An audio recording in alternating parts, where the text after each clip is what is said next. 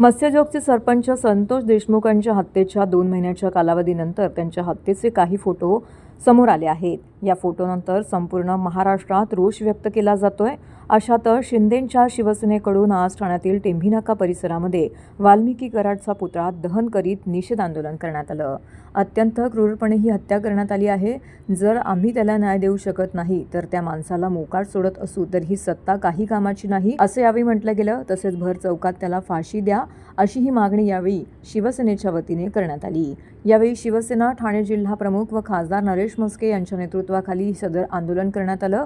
यावेळी शिंदेंच्या शिवसेनेचे सर्व पदाधिकारी, माजी महापौर अशोक मैती, माजी महापौर महिला आघाडी प्रमुख मीनाक्षी शिंदे, शहर प्रमुख हेमंत पवार, मनोज शिंदे, एकनाथ भोईर, पवन कदम, उमेश पाटील, सुधीर कोकाटे, सिद्धार्थ ओवळेकर, शरद कनसे, राजेंद्र फाटक, किरण नागती तसेच सर्व माजी नगरसेवक, माजी नगरसेविका, विभाग प्रमुख, उपविभाग प्रमुख, शाखा प्रमुख, महिला आघाडी, युवा सैनिक, शिवसैनिक इत्यादी मोठ्या संख्येने उपस्थित होते।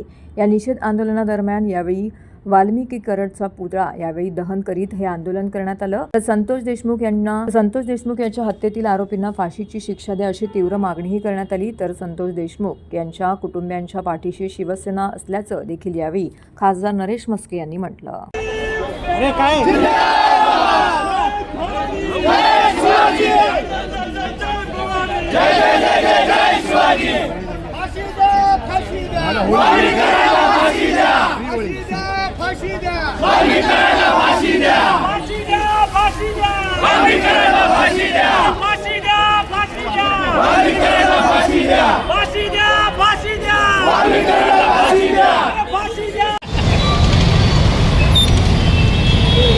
एखाद्या नागरिकाची क्रूरपणे हत्या होते आणि जर आम्ही त्याला न्याय देऊ शकत नाही, त्या माणसाला सत्तेमध्ये आहे म्हणून जर मोकाट सोडणार असू तर ती सत्ता काय उपयोगाची नाही आहे। हिंदुहृदय सम्राट शिवसेना प्रमुख माननीय बाळासाहेब ठाकरे यांनी अन्यायाविरुद्ध दाद मागण्यासाठी शिवसेनेची निर्मिती केलेली आहे आणि कुठल्याही पक्षाचा असू द्या आरोपी त्याच्यावरती कारवाई होणं गरजेचं आहे आणि भर चौकात त्याला फाशी द्यायला पाहिजे। आणि ज्या पद्धतीने नियतीलाही लाजवेल अशा पद्धतीने कृती वाल्मिकी कराड आणि मंडळींनी केलेली आहे, मृतात्म्यावरती लघुशंका केलेली आहे। माझं तर म्हणणं आहे की तो त्यांचा पार्टच भर चौकात कापून टाकला पाहिजे आणि अशा लोकांना त्याशिवाय धडा मिळणार नाही। ते कालचे फोटो आणि व्हिडिओ आपण पाहू शकत नाही।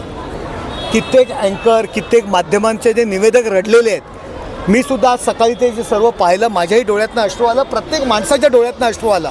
हे हिंदुस्थानातील संपूर्ण जनता ते सर्व दृश्य पाहून रडलेली आहे, डोळ्यातनं पाणी आलेलं आहे। अशी माणसं जर या देशात राहणार असतील आणि आपल्या राज्यात राहणार असतील तर काही आपण एक या राज्याचे नागरिक, देशाचे नागरिक म्हणून आपण जर त्यांना सहन करणार असू तर आपल्याला नागरिक म्हणण्याचा अधिकार नाही आहे।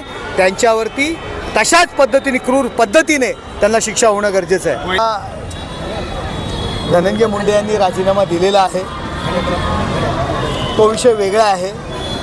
या हत्येमध्ये या लोकांच्या पाठीमागे जो असेल, या हत्येमध्ये जो दोषी असेल, त्याच्यावरती जो गुन्हेगार असेल, त्याला गुन्हेगारांना ज्यांनी मदत केली असेल त्याच्यावरती कारवाई होणं गरजेचं आहे आणि शासन त्याच्यावरती कारवाई करणार।